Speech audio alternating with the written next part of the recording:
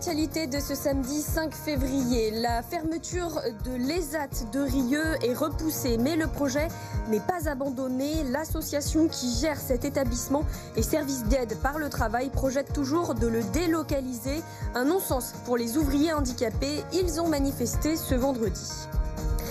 Remplacer progressivement les énergies fossiles par du renouvelable dans les bâtiments publics, c'est l'objectif de la ville de Lyon.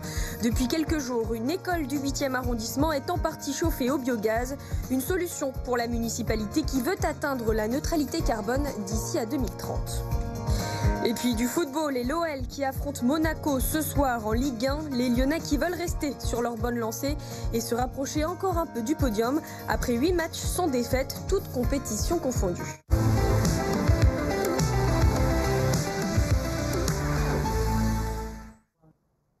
L'ESAT de Rieux-la-Pape ne devrait pas fermer tout de suite, mais l'association qui gère ce centre qui accompagne des personnes handicapées souhaite toujours regrouper le site avec celui de Villeurbanne ou de Vaux-en-Velin, un projet qui imposerait des temps de trajet beaucoup plus longs pour les 150 employés handicapés.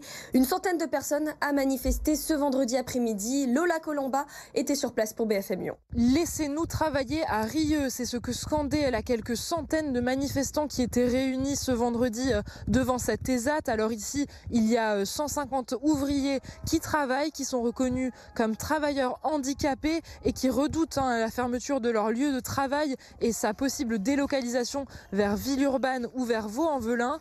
Alors les gestionnaires de l'ESAT expliquent ce projet par une trop faible demande sur cette zone géographique de Rieux-la-Pape où est installée l'ESAT.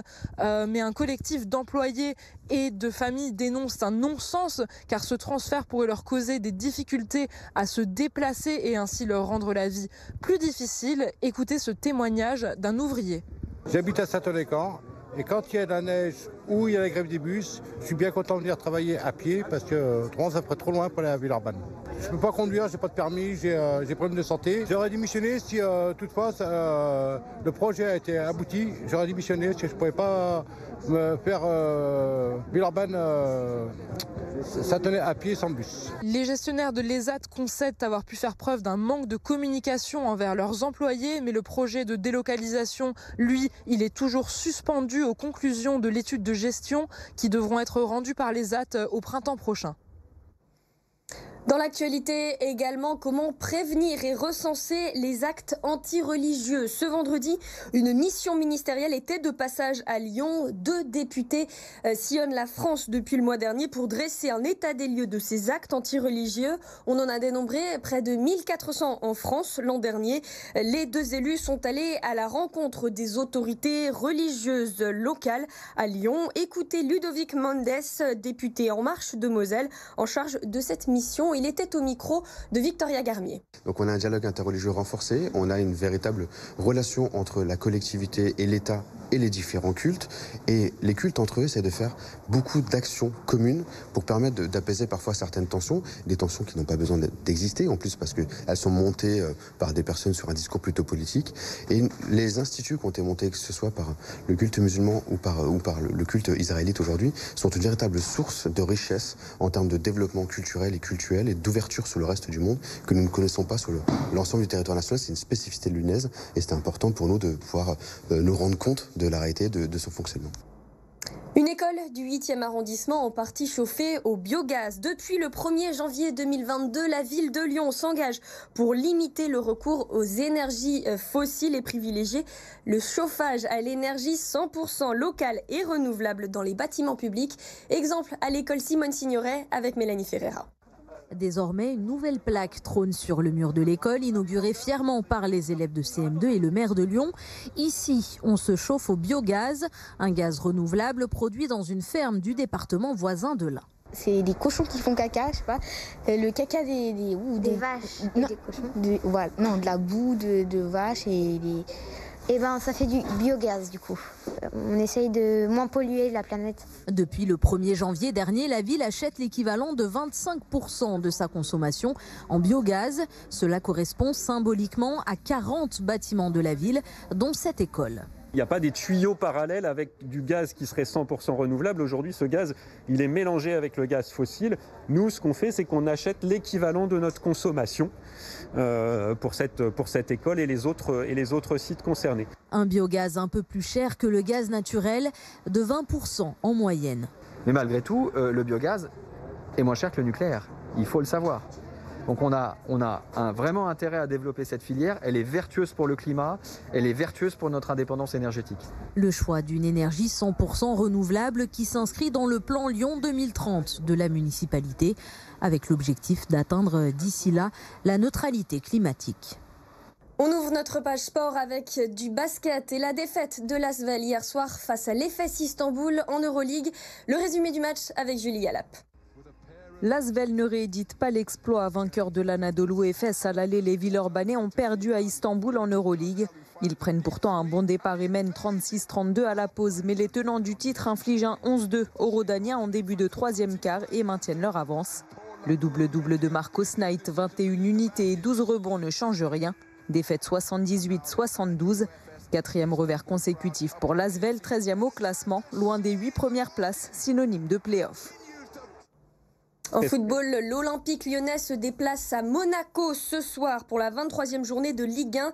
Après la victoire face à l'OM mardi soir, les Lyonnais espèrent bien enchaîner et rester sur leur bonne lancée. Les précisions avec Simon Persit. Les sourires sont de retour chez les Gaunes. Une série de 8 matchs sans défaite, toutes compétitions confondues. Et voilà que les Lyonnais ont retrouvé le moral. La victoire face à l'OM mardi en match en retard y est pour beaucoup, notamment parce qu'elle replace l'OL dans la course au podium, bien que la route soit encore longue.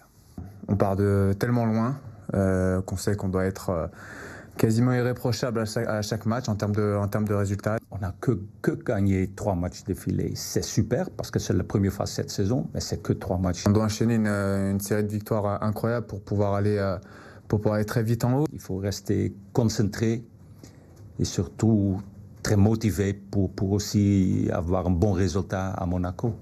L'ASM, un adversaire qui sourit aux Lyonnais, qui reste sur 4 succès de rang contre les Monégasques en Ligue 1. De bon augure face à un concurrent direct à l'Europe qui se trouve à une longueur derrière les Rodaniens. Pour espérer poursuivre leur belle série, les Lyonnais devront afficher les mêmes valeurs que celles entrevues depuis le début d'année, tranchant avec une première partie de saison plus qu'inquiétante. Je pense que c'est avant tout un état d'esprit qu'on a su retrouver. Voilà, on avance tous ensemble, on est tous liés, main dans la main pour aller chercher les meilleurs résultats possibles, parce qu'on sait qu'encore aujourd'hui, on est dans l'urgence de points, et on sera dans l'urgence de points jusqu'à la fin de saison. Voilà, on voit que le championnat est très serré. Pour ce duel de prestige, l'OL devrait pouvoir compter sur Fèvre et Ndombele, ces 2 recrues de l'hiver. Et à noter que l'international suisse Xherdan Shaqiri ne fera pas partie des effectifs ce soir. Arrivé il y a 6 mois seulement, l'ailier serait en discussion pour rejoindre la MLS aux États-Unis, a indiqué l'Olympique lyonnais dans un communiqué. Autre rencontre à suivre aujourd'hui. En rugby, le Loup affronte le Stade Français cet après-midi en top 14. Première rencontre depuis l'annonce officielle du départ en fin de saison de Pierre Mignoni, entraîneur depuis 2015. Mais pour les joueurs du Loup, pas question de se laisser perturber. Les précisions avec Ilia Grandjean. Dès le début de la conférence de presse du Loup, Pierre Mignoni a été clair. On parle du match. Donc tout va bien, on parle du match. Difficile tout de même de passer à côté de l'annonce de cette semaine. Xavier Garbajosa succédera à Pierre Mignoni en fin de saison. Le club a confirmé son départ après 7 ans à la tête du Loup.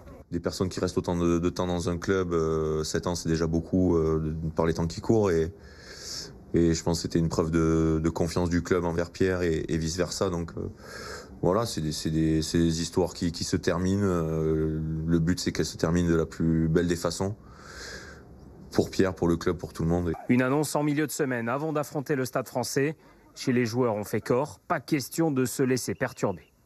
Très honnêtement, notre objectif, nous, il bouge pas. On fait une bonne saison, on est dans un bon rythme. Il n'y a pas de raison que ça change. Là, ça s'enflamme de partout, mais nous, dans le groupe, on vit au quotidien tous ensemble. Il y a des choses qu'on se doutait déjà depuis quelques temps, et je veux dire, on a fait des bons matchs pour autant. On a un objectif, et comme tu le disais tout à l'heure, ça va même peut-être nous aider pour essayer d'atteindre cet objectif. Une bonne dynamique, puisque le Loup reste sur 3 victoires de suite en top 14, 5 si l'on ajoute le challenge européen. Les Lyonnais sont 3e en championnat, une victoire et ils pourraient s'installer durablement dans le top 6. Un point trafic, prudence et patience si vous avez prévu de prendre la route ce samedi. Bison Futé a classé cette journée rouge en Auvergne-Rhône-Alpes dans le sens des départs. Le trafic sera aussi chargé dans le sens des retours en milieu de journée sur les mêmes axes. En cause, le début des vacances de février et les départs au ski pour la zone B.